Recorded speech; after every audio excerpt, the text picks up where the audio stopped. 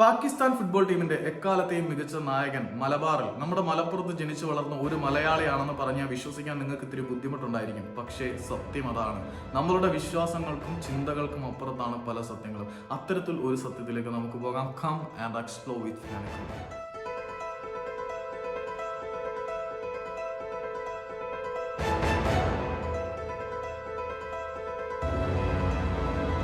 നമ്മുടെ കഥയിലെ നായകൻ ജനിക്കുന്നത് 1926 ജനുവരി 2-ാം തീയതിയാണ്.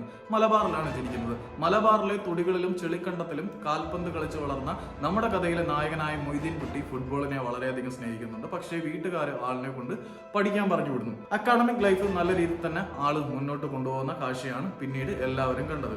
1944 ആള് ബ്രിട്ടീഷ് ഇന്ത്യൻ എയർഫോഴ്സിന്റെ ഭാഗമായിരുന്നു. റോയൽ ഇന്ത്യൻ എയർഫോഴ്സ്, അന്ന് ബ്രിട്ടീഷ് ഇന്ത്യ ആയിരുന്നല്ലോ. ആ ബ്രിട്ടീഷ് ഇന്ത്യൻ എയർഫോഴ്സിലേക്ക് എത്താൻ നമ്മുടെ കഥാനായകന്റെ കയ്യിൽ ആകെ ഉണ്ടായിരുന്ന 2 യോഗ്യതകൾ എന്താണെന്ന് വെച്ചാൽ, ഒന്ന് മലപ്പുറം ബോയ്സ് ഹൈസ്കൂളിൽ നിന്നും കിട്ടിയ ഒരു മെട്രിക്കുലേഷൻ സർട്ടിഫിക്കറ്റ്, പിന്നീട് അയാളുടെ വിളിപ്പേര് നിക്നെയിം ആയിരുന്നു. ആ നിക്നെയിം എന്താണെന്ന് വെച്ചാൽ, മലപ്പുറത്തെ ചെളിക്കണ്ടങ്ങളിൽ പ്രകമ്പനം കൊള്ളിച്ച കാരിരുമ്പിന്റെ ഷോട്ടുകൾ ഉതിർത്ത കാലുകൊണ്ട് അയാൾക്ക് സഹതാരങ്ങൾ സുഹൃത്തുക്കൾ നൽകിയ ഇരുമ്പൻ മൊയ്തീൻ കുട്ടി എന്ന പേരായിരുന്നു. ഇരുമ്പൻ മൊയ്തീൻ കുട്ടി എന്ന പേര് എങ്ങനെ ഇരുമ്പൻ മൊയ്തീൻ കുട്ടി എന്ന നമ്മുടെ കഥാപാത്രത്തിന് അല്ലെങ്കിൽ കഥാനായകന് വന്നു എന്ന് പിന്നീട് ബ്രിട്ടീഷ് ഇന്ത്യൻ എയർഫോഴ്സിലെ സഹതാരങ്ങൾ കാണുന്ന കാഴ്ചയ്ക്കാണ് ഇന്ത്യൻ കായിക ലോകം സാക്ഷ്യം വഹിച്ചത്. ബ്രിട്ടീഷ് ഇന്ത്യൻ എയർഫോഴ്സ് ടീമിൽ അദ്ദേഹം 10 വെള്ളക്കാരോടൊപ്പം ഒരു ഇന്ത്യക്കാരനായി പങ്കു തട്ടുന്ന കാഴ്ച ഒരുപാട് ആളുകളെ രോമാഞ്ചപുളകിതരാക്കുന്ന കാഴ്ചയാണ് പിന്നീട് മലപ്പുറത്തെ ജനങ്ങൾ കണ്ടത്.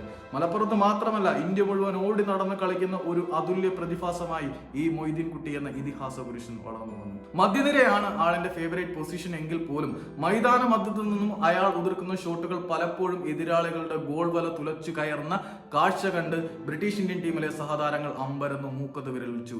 അപ്പോൾ അവർക്ക് മനസ്സിലായി എന്തുകൊണ്ടാണ് ഈ മനുഷ്യന് ഇരുമ്പൻ മൊയ്തീൻ കുട്ടി എന്ന പേര് വന്നത്. അതെ, കാരിരുമ്പിന്റെ കരുത്തുള്ള ഷോട്ടുകൾ തന്നെയായിരുന്നു അയാൾക്ക് ആ പേര് സമ്മാനിച്ചത്. പിന്നീട് ഇന്ത്യ വിഭജനം വരികയാണ്. ഇന്ത്യ വിഭജനത്തിന് ശേഷം നമ്മുടെ മൊയ്തീൻ കുട്ടി കുടുംബത്തിനോടൊപ്പം പാകിസ്ഥാനിലേക്ക് പലായനം ചെയ്തു. പാകിസ്ഥാനിലെത്തിയപ്പോൾ അവിടെയും അദ്ദേഹം വെറുതെ ഇരുന്നല്ല, പാകിസ്ഥാൻ എയർഫോഴ്സ് ടീമിന്റെ നായകനായി മാറുകയായിരുന്നു ഇരുമ്പൻ മൊയ്തീൻ കുട്ടി. എയർഫോഴ്സ് ടീമിന്റെ നായകനായി മാത്രം ഇരിക്കേണ്ടവനല്ല ഈ മൊയ്തീൻ കുട്ടി എന്ന് പാകിസ്ഥാൻ കായിക അധികാരികൾക്ക് മനസ്സിലാവുന്നു. പിന്നീട് പാകിസ്ഥാൻ സർവീസസ് ടീമിന്റെ ക്യാപ്റ്റനായി മൊയ്തീൻ കുട്ടി മാറുന്നു. സർവീസസ് ടീമിലെ മികച്ച പ്രകടനം അദ്ദേഹത്തിനെ കൈപിടിച്ച് നടത്തുന്നത് പാകിസ്ഥാൻ നാഷണൽ ടീമിന്റെ ക്യാപ്റ്റൻ പദവിയിലേക്കാണ്. പാകിസ്ഥാൻ ടീമിനൊപ്പം ഒരുപാട് അസുലഭമായ വിജയങ്ങൾ സ്വന്തമാക്കാൻ ഈ ഇരുമ്പൻ മൊയ്തീൻ കുട്ടി എന്ന നായകന് കഴിയുന്നുണ്ട്. അദ്ദേഹം നേടിയെടുത്ത വിജയങ്ങൾ എണ്ണിയാൽ ഒടുങ്ങാത്ത എത്രയുണ്ട്. മനില ഏഷ്യൻ ഗെയിംസിൽ പാകിസ്ഥാൻ ഫുട്ബോൾ ടീമിനെ നയിച്ചത് ഈ ഇരുമ്പൻ മൊയ്തീൻ കുട്ടിയായിരുന്നു. പിന്നീട് ഏഷ്യൻ കോൺട്രാവലർ കപ്പിൽ ഇറാനിൽ വെച്ച് നടന്ന സർവീസസ് ടൂർണമെന്റിലെല്ലാം പാകിസ്ഥാൻ ടീമിനെ നയിച്ചത് ഈ ഇരുമ്പൻ മൊയ്തീൻ കുട്ടി എന്ന മലയാളി തന്നെയായിരുന്നു.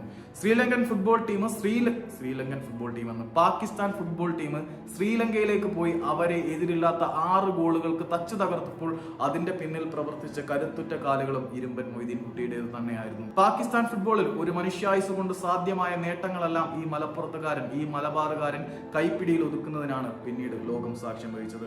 അങ്ങനെ പാകിസ്ഥാനിലെ എക്കാലത്തെയും മികച്ച ഫുട്ബോൾ താരമായതുകൊണ്ട് കായിക മേഖലയിലെ അതുല്യ സംഭാവനയ്ക്ക്, കായിക മേഖലയിലെ എന്നല്ല, പാകിസ്ഥാൻ ഗവൺമെന്റ് ഒരു പ്രത്യേക മേഖലയിലെ അതുല്യമായ സംഭാവനയ്ക്ക് നൽകുന്ന ഏറ്റവും മികച്ച പുരസ്കാരമായ പ്രൈഡ് ഓഫ് പെർഫോമൻസ് പുരസ്കാരം 1969 പ്രസിഡന്റ് യാഹ്യ ഖാനിൽ നിന്നും നമ്മുടെ മലപ്പുറംകാരനായ മൊയ്തീൻ കുട്ടി ഏറ്റുവാങ്ങുകയായിരുന്നു.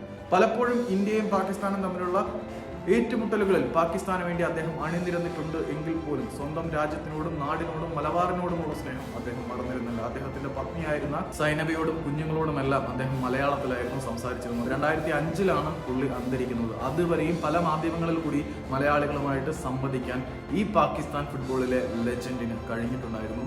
അതെ, മലപ്പുറത്തു നിന്നും വളർന്ന ഈ നായകൻ പാകിസ്ഥാൻ ഫുട്ബോളിന്റെ നായകനാണെങ്കിൽ പോലും ഇന്നും മലബാറിലെ പല ഫുട്ബോൾ പ്രേമികളുടെയും രോമാഞ്ചമുണർത്തുന്ന ഓർമ്മകളിലെ ഹീറോ തന്നെയാണ്.